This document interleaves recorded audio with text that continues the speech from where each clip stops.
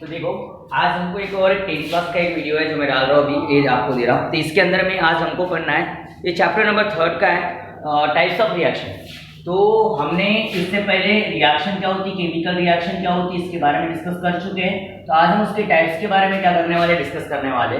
तो इसके अंदर में आपको अलग अलग टाइप्स की रिएक्शंस को पढ़ना है। आपको मालूम है कि केमिकल रिएक्शन किसे बोलते हैं, कि जिसके अंदर में क्या होता है, पुराना बॉन्ड ब्रेक होता है और नया बॉन्ड केमिकल्स क्या एलिमेंट क्या करते बनाते हैं, उस रिएक्शन को हम क्या बोलते हैं, केमिकल रिएक्शन। जहां पर बॉन्ड ब्रेकिंग एंड क्या होता है, बॉन्ड मेकिंग, ऐसी दोनों चीजें जिसके अंदर में होती है उस चीज को हम क्या बोलते हैं, केमिकल रिएक्शन बोलते हैं। और केमिकल रिएक्शन के अंदर में परमानेंट चेंज आता है। कैसा चेंज आता है, परमानेंट। मतलब जो एक बार चेंज आ गया वो चीज दोबारा वापस नहीं हो सकता।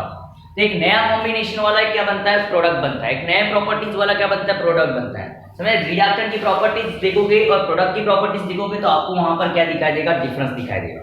लेकिन इन रिएक्शन में सारी रिएक्शन एक जैसी नहीं होती, इसमें अलग अलग टाइप्स की रिएक्शंस है, अलग अलग मेथड्स है, अलग अलग टाइप्स है। तो इसमें अलग अलग टाइप पढ़ना है। तो सबसे पहले हमको चैप्टर के अंदर में जो पढ़ना है वो पढ़ना है, सबसे पहले रिएक्शन पढ़ना है जो जिसका नाम है कॉम्बिनेशन रिएक्शन। कॉम्बिनेशन रिएक्शन, इसी को हम एडिशन रिएक्शन भी बोल सकते हैं। दूसरी इसके अंदर में जो पढ़ना है वो डिकम्पोजिशन रिएक्शन। क्या पढ़ना है, decomposition reaction. Decomposition reaction is second reaction. Third हमको इसके अंदर में पढ़ना है displacement reaction. Displacement reaction, displacement reaction. चौथी इसके अंदर में जो पढ़ना है हमको, डिस्प्लेसमेंट के बाद में double displacement reaction. Double displacement reaction, double displacement reaction, double displacement reaction. इसके बाद में हमको इसके अंदर में जो पढ़ना है, डबल डिस्प्लेसमेंट के बाद जो पढ़ना है हमको यहाँ पर एंडोथर्मिक रिएक्शन। क्या पढ़ना है, endothermic reaction, endothermic reaction. And उसके बाद में पढ़ना है exothermic reaction, exothermic reaction, exothermic reaction, exothermic reaction. और इसके बाद में पढ़ना है हमको oxidation reaction, oxidation reaction, oxidation reaction. उसके बाद में हमको पढ़ना है reduction reaction, reduction reaction, reduction reaction. And finally हमको लास्ट में पढ़ना है रेडॉक्स रिएक्शन, रेडॉक्स रिएक्शन। इतनी रिएक्शंस के बारे में हमको इस चैप्टर के अंदर में क्या करना है, डिस्कस करना है। इतनी सारी रिएक्शन जिनको स्टेप बाय स्टेप हमको क्या करना पड़ेगा, डिस्कस करना पड़ेगा। तो इसके अंदर में बड़ा इजी जी कॉन्सेप्ट है, इनको कॉन्सेप्चुअल लेना, कॉन्सेप्चुअल हम लोग इनको समझने का प्रयास करेंगे, कॉन्सेप्चुअल इसको समझने का क्या करेंगे, प्रयास करेंगे। तो सबसे पहले हम स्टार्ट करते हैं किससे, कॉम्बिनेशन रिएक्शन से। कॉम्बिनेशन रिएक्शन से सबसे पहले हम क्या करेंगे, स्टार्ट करेंगे, क्योंकि पहली मेथड हमको पढ़ना है, कॉम्बिनेशन रिएक्शन पढ़ना है, जिसके बारे में पढ़ने का प्रयास करेंगे। अब इसमें देखो तो कॉम्बिनेशन रिएक्शन जो है, वो कॉम्बिनेशन रिएक्शन किसे बोलते हैं। तो सबसे पहली बात इसके नाम से ही आपको समझ में आता है कि इसमें क्या हो रहा होगा। इसका नाम ही ऐसा है, कॉम्बिनेशन। अब कॉम्बिनेशन का मतलब क्या होता है, कॉम्बिनेशन, कॉम्बिनेशन रिएक्शन। अब ये कॉम्बिनेशन का मतलब क्या होता है, कॉम्बिनेशन का मतलब क्या होना, मिलना, कंबाइन होना। क्या हो रहा है, कंबाइन होना। तो इस रिएक्शन के अंदर में आपको ध्यान रखना है रिएक्टेंट्स और प्रोडक्ट की तरफ। रिएक्शन के समझने के लिए रिएक्टेंट और प्रोडक्ट की तरफ आपको क्या रखना पड़ेगा, ध्यान रखना पड़ेगा। ऐसी केमिकल रिएक्शन कि जिसके अंदर में, ऐसी केमिकल रिएक्शन कि जिसके अंदर में दो या दो से ज्यादा रिएक्टेंट क्या होंगे, कंबाइन होंगे। दो या दो से ज्यादा रिएक्टेंट क्या होंगे, कंबाइन होंगे और एक सिंगल प्रोडक्ट मिलेगा। जैसे देखो, मैंने मान लो कि ये दो रिएक्टेंट्स है, ये दो रिएक्टेंट्स है, ये दो केमिकल्स है, ये आपस में क्या होंगे, कंबाइन होंगे। और कंबाइन होकर क्या बनेगा, एक सिंगल प्रोडक्ट बनेगा। तो प्रोडक्ट सिंगल रहेगा, प्रोडक्ट क्या रहेगा, सिंगल। तो आपको प्रोडक्ट और रिएक्टेंट कैसे आइडेंटिफाई करते हो, क्या एरो के जो लेफ्ट हैंड साइड में वो रिएक्टेंट होते हैं और राइट हैंड साइड में जो प्रोडक्ट होता है।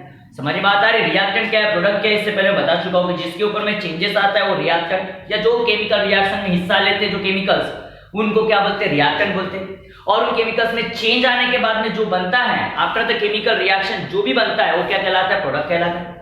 और रिएक्टेंट हमेशा एलएचएस में होते हैं और प्रोडक्ट हमेशा आरएचएस में होते हैं। तो इन चीजों को थोड़ा समझो गाइस कि दो या दो से ज्यादा रिएक्टेंट कंबाइन होकर के क्या बनाएंगे, सिंगल प्रोडक्ट बनाएंगे। क्या बनाएंगे, सिंगल प्रोडक्ट। उस केमिकल रिएक्शन को आपको क्या बोलना है, कॉम्बिनेशन रिएक्शन। तो देखो इसको कैसे बताना चाहिए, देखो तो ये दो रिएक्टेंट है, कंसीडर करो कि ये और प्लस बी, ये दो रिएक्टेंट है।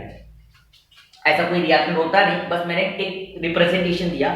ए और बी दो केमिकल्स है, दो रिएक्टेंट्स है, ये आपस में कंबाइन हो रहे हैं, कंबाइन होकर के क्या बन रहा है, ए बी बन रहा है। मतलब दोनों आपस में मिल गए, मतलब क्या हुआ, कॉम्बिनेशन हुआ।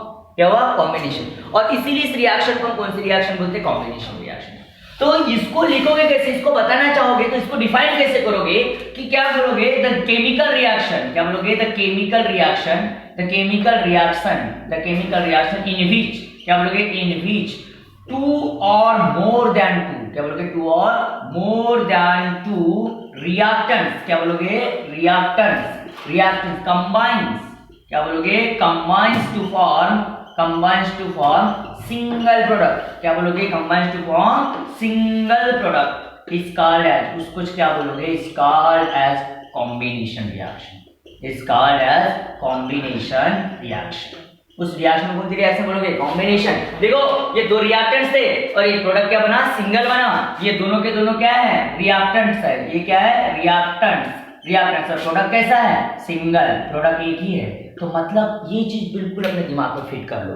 दो हो या तीन हो या चार हो या पांच हो, रिएक्टेंट्स कितने हो, बट लेकिन दो से ज्यादा होना चाहिए, दो या दो से ज्यादा होना चाहिए, और वो कंबाइन होकर एक सिंगल क्या बनेगा, प्रोडक्ट बनेगा। उस केमिकल रिएक्शन को क्या बोलोगे आप, कॉम्बिनेशन रिएक्शन।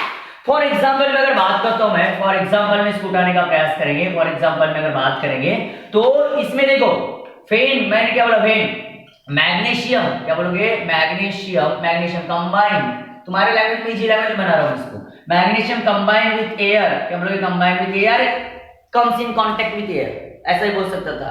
टू फॉर्म, क्या बोलोगे, to form, to form magnesium, क्या बोलोगे, मैग्नीशियम ऑक्साइड, क्या बनता है, मैग्नीशियम ऑक्साइड बनता है। देखो कैसे, Mg मतलब मैग्नीशियम, ये किसके कांटेक्ट में आ गया, एयर, एयर मतलब O2, ऑक्सीजन, समझ में आता है, एयर मतलब क्या, O2, ऑक्सीजन।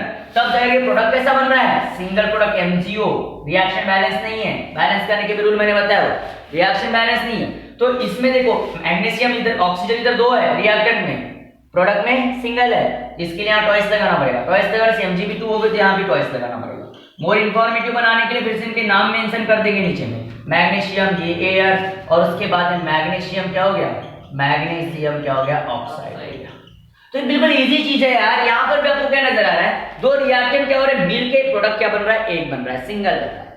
तो उस रिएक्शन को क्या बोलते हैं, कॉम्बिनेशन रिएक्शन। उम्मीद करता हूँ कि आपको चीजें समझ में आई होगी। तो फटाफट इसका स्क्रीनशॉट ले लो, अगर आपको चीजें समझ में आ गई तो फटाफट इसका स्क्रीनशॉट ले लो।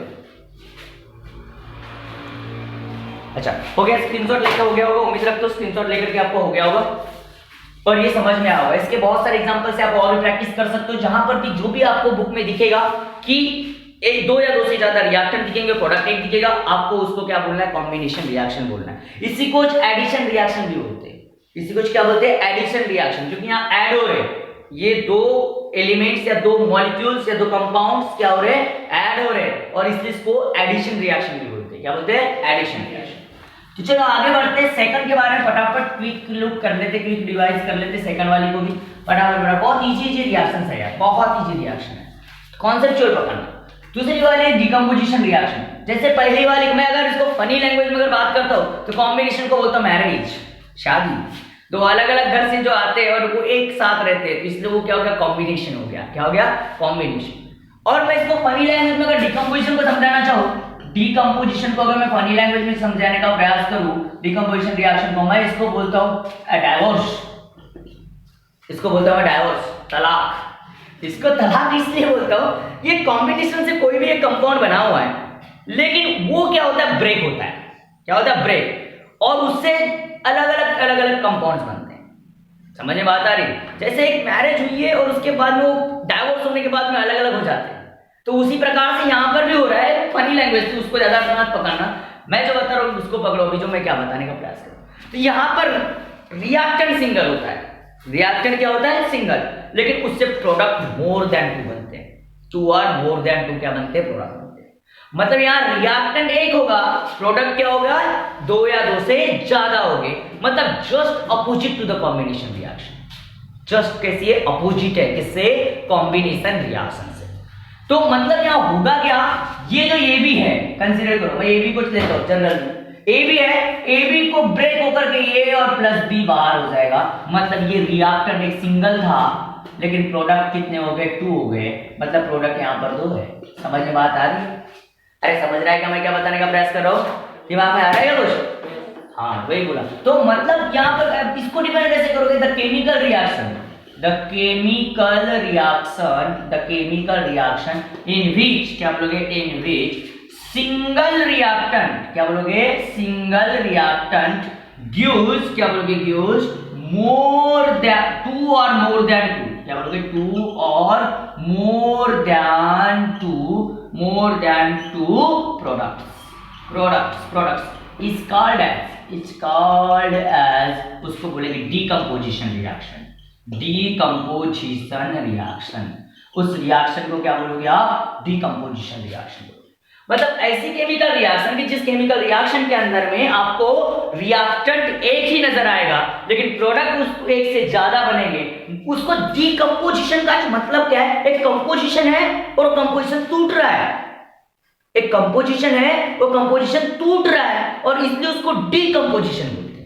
समझ में बात आ रही क्या? जैसे अगर एग्जांपल में बता रहा हूं, देखो एग्जांपल में अगर बात करोगे, कैल्शियम कार्बोनेट एक कंपोजिशन है, कैल्शियम कार्बोनेट कैल्शियम कार्बन और ऑक्सीजन से मिलकर के बना है, मतलब एक कंपोजिशन है, इनका रेशो फिक्स्ड है according to law of constant proportion.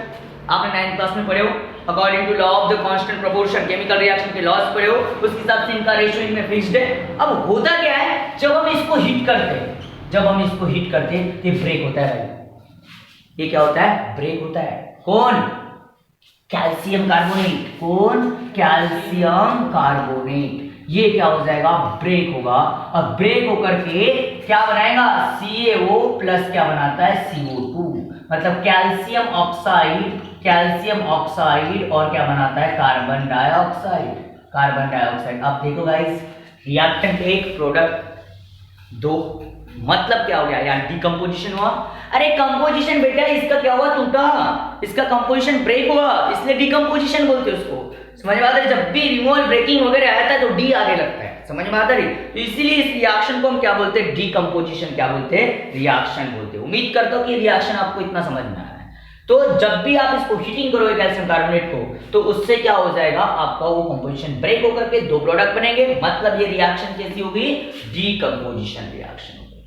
उम्मीद कर रहा हूं कि आपको ये चीजें समझ में आ रही है। अरे उम्मीद कर रहा हूं कि आपको चीजें दिमाग में घुस रही है, समझ में आ रहा होगा, मैं ऐसी आप लोगों से उम्मीद रख सकता हूं। जैसे मैं अगर सेकंड एग्जांपल अगर इसका लूं और एक एग्जांपल अगर इसका लेता हूं, तो जैसे मैंने पहला एग्जांपल ले लिया, अब दूसरा एग्जांपल लेता हूं। जैसे मैंने क्या बोल दिया, चलो मैं सेकंड वाला इजी वाला एग्जांपल और लेता हूं।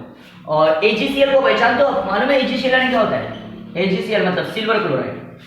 अरे सिल्वर क्लोराइड, ये सिल्वर क्लोराइड जब होता है ना, ये जो ऐसा केमिकल है, अगर ये सनलाइट के कांटेक्ट में आ गया, किसके कांटेक्ट में आ गया, सनलाइट, इस पे अगर सनलाइट चली गई, इसलिए इसको डार्क ऐसे बोतल में क्या करते हैं, डार्क बॉटल के इसको स्टोर करते हैं, डार्क कलर की बोतल।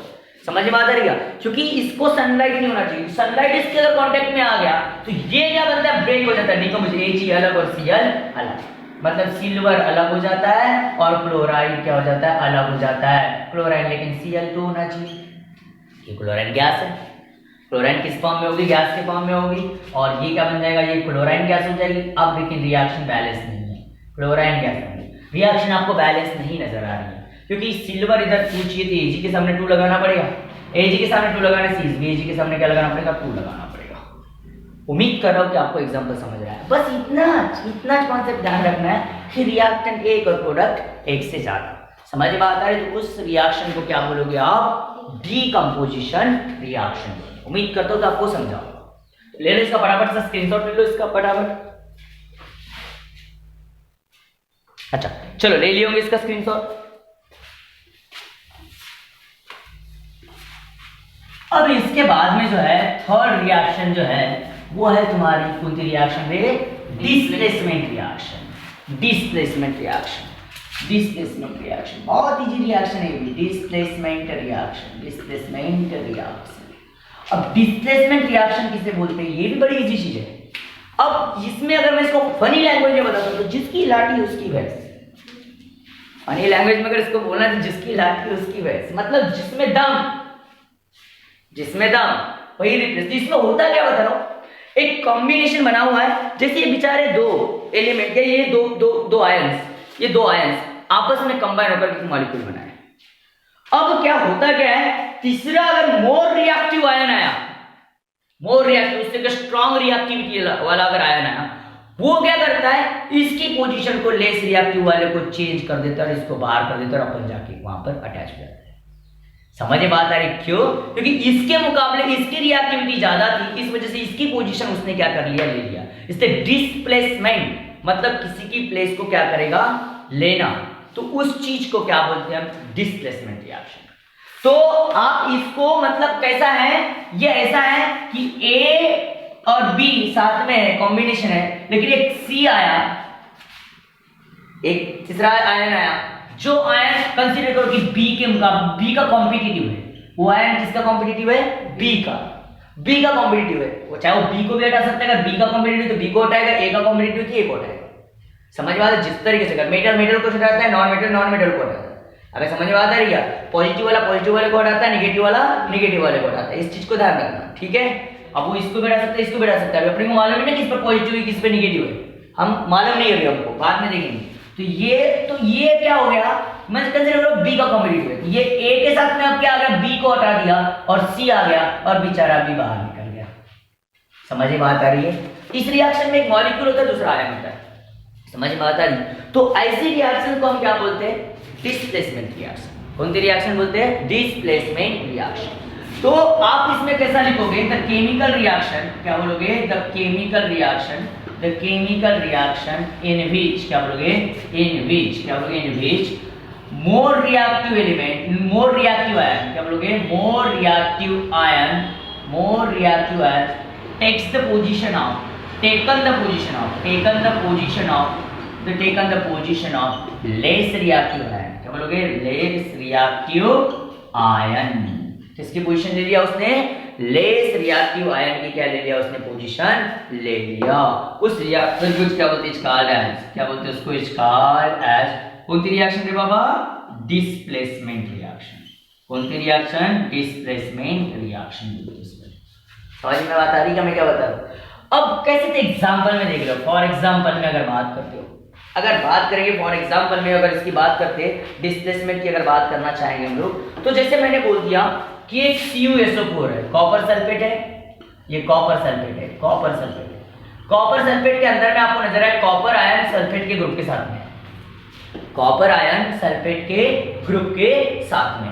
लेकिन क्या होता है, इससे ज्यादा रिएक्टिव क्या होता है, या फिर आयरन, इससे ज्यादा रिएक्टिव कौन होता है, कॉपर से, क्योंकि आयरन है, मेटल है, इसका कंपैरिजन किससे करना पड़ेगा, मेटल से करना पड़ेगा। समझ में आता है? अरे समझा गया, मेटल की पोजीशन लेगा, नॉन मेटल में या फिर जो निगेटिव रेडिकल की नहीं लेगा वो। समझ में आता है? तो सबसे पहली बात ये जब आता है तब क्या होता है, ये Cu को डिस्प्लेस कर देता है, यहाँ पर क्या बन जाता है, FeSO4 बन जाता है और प्लस बायब्रोक में क्या चला जाता है, Cu। तो ये बन गया तुम्हारा क्या, आयरन, क्या बन गया, आयरन सल्फेट बन गया। मतलब इस Fe ने in above reaction the position of the copper ion takes the position of the Fe ion, taken the position of the Fe ion. समझ आया? मतलब कॉपर आयन की पोजीशन किसने ले लिया, आयरन के आयन ने क्या कर लिया, पोजीशन ले लिया। मतलब क्या किया उसने, आयरन के आयन ने डिस्प्लेस किया, किसको डिस्प्लेस किया, कॉपर को, कॉपर आयन को क्या कर दिया, डिस्प्लेस कर दिया और उसकी जगह खुद ले लिया।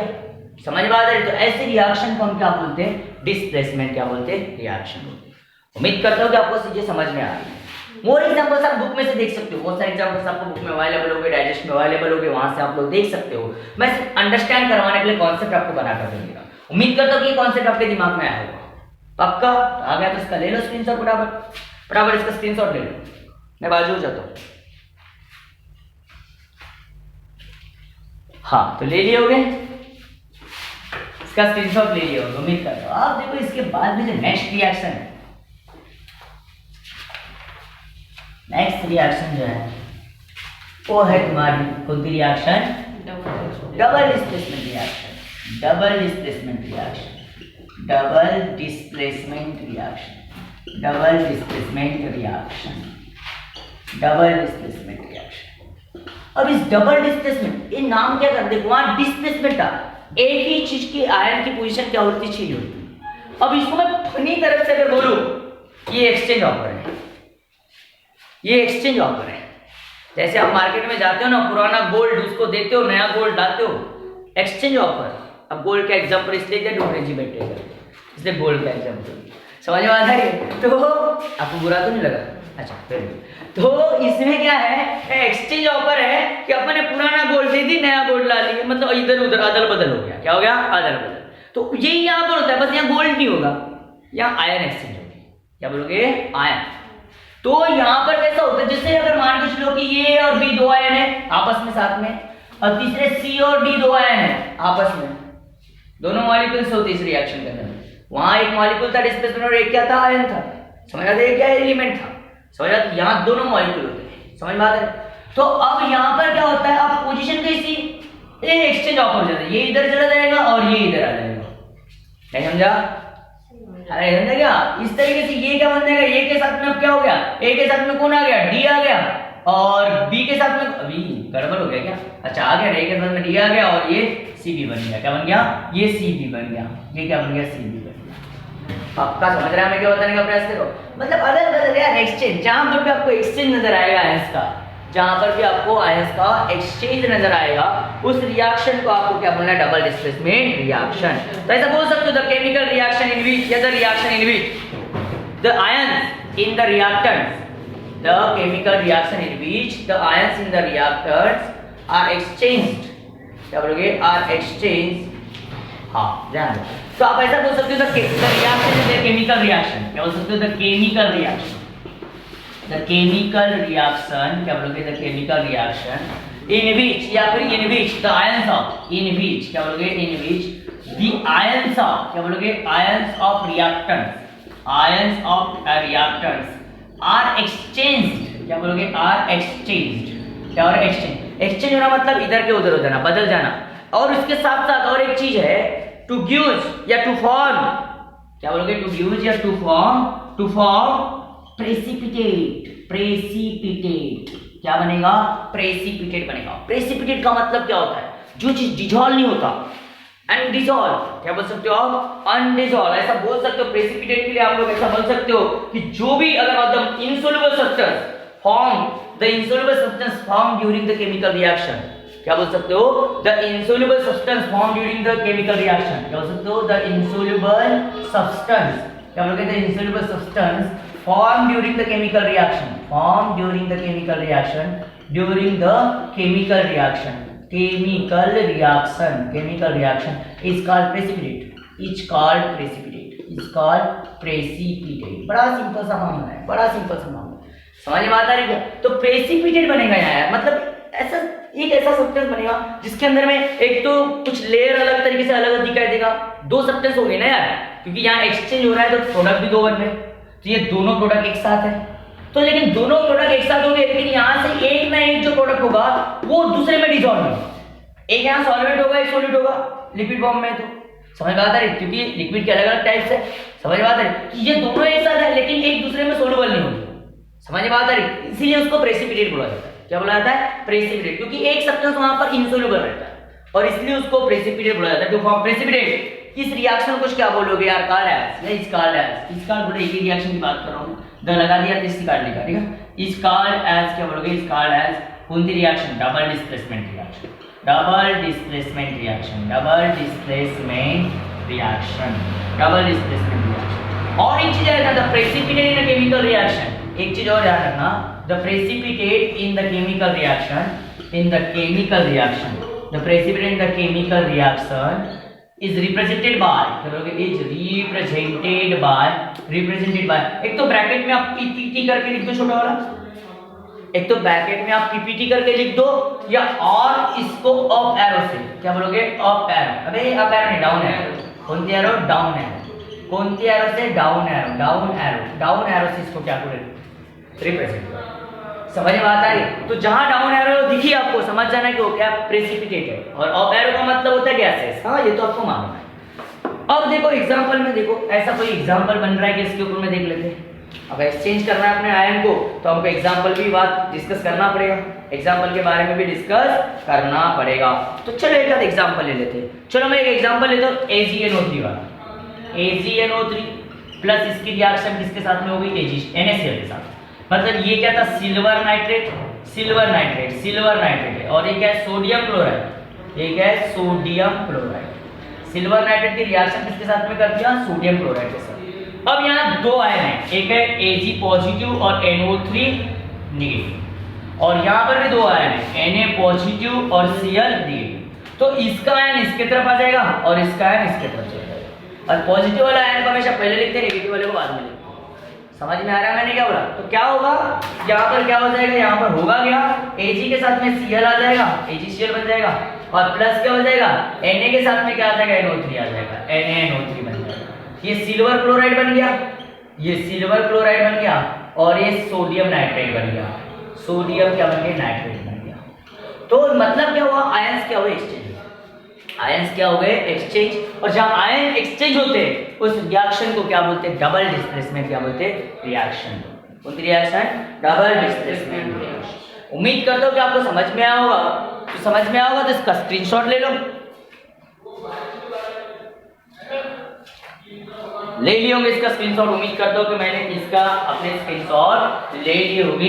और बड़ी इजी है, ऐसा जहां दो आपको मॉलिक्यूल्स दिखाई देंगे तो उसको क्या बोलोगे आप, डबल डिस्प्लेसमेंट क्या बोलोगे, रिएक्शन। और एक बात, यहाँ प्रेसिपिटेट नहीं दिखाया, AgCl का प्रेसिपिटेट बनता है। किसका प्रेसिपिटेट बनता है, AgCl का प्रेसिपिटेट बनता है। वो डिसॉल्व नहीं होता NaNO3 के अंदर, NaNO3 के अंदर में वो डिसॉल्व नहीं होता। समझ में बात आ रही है? इसका बिल्कुल स्क्रीनशॉट ले लीजिएगा। मैंने जो क्लास में बनाया था उसमें कुछ चीजें नहीं लिखवाया था, समझ में आ रहा है? यहाँ से आप स्क्रीनशॉट में से लिख सकते हो, समझ में आता है, वो चीजें ज्यादा इंफॉर्मेशन। तो चलो आगे बढ़ते, आगे बढ़ के अपने वन शॉट में पूरी रिएक्शन कंप्लीट करना है, वन शॉट, वन लेक्चर में पूरी रिएक्शन कंप्लीट करना है। अब इसके बाद में कौन सी रिएक्शन थी, इंडोथर्मिक रिएक्शन। कौन सी रिएक्शन बताया था मैं, इंडोथर्मिक। अब यहाँ से क्राइटेरिया चेंज हो जाएगा क्लासिफिकेशन का, इंडोथर्मिक रिएक्शन। अब endothermic reaction, endothermic reaction, endothermic reaction. अब इंडोथर्मिक रिएक्शन किसे बोलेंगे भाई, बहुत सिंपल है काम इसका। इंडोथर्मिक रिएक्शन वो रिएक्शन, तो इंडो, इंडो मतलब इन्वॉल्व होना, इन्वॉल्व होना, अंदर लेना। थर्मिट का मतलब हीट होता है, थर्मिट का मतलब क्या होता है, हीट। तो जिस रिएक्शन में, जो रिएक्शन हीट किए बिना नहीं होती, ऐसी रिएक्शन की जिनको करने के लिए, जिनको कंप्लीट होने के लिए अपने को क्या करना पड़ता है, हीट सप्लाई करना पड़ता है।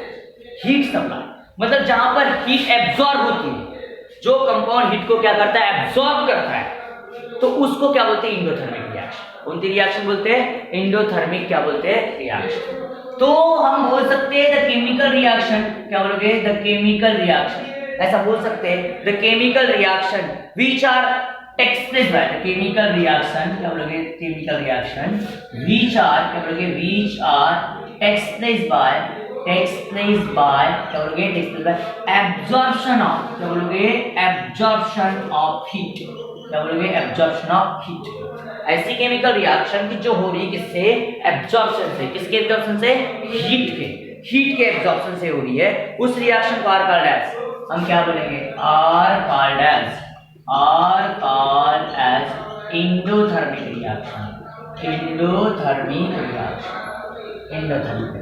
तो इसके अंदर में आप जानकारी के लिए बता दो, हीट कहाँ होगी, एक तो रिएक्टेंट में होगी, एक तो कहाँ होगी, एरो के ऊपर, कैटलिस्ट के पास, एरो के ऊपर में भी, तो वहां पे हीट क्या हो रही, इन्वॉल्व है। जैसे फॉर एग्जांपल में अगर बात करता हूँ, आप अगर कैल्शियम कार्बोनेट को क्या करते हो, आप स्ट्रांगली हीटेड करते हो।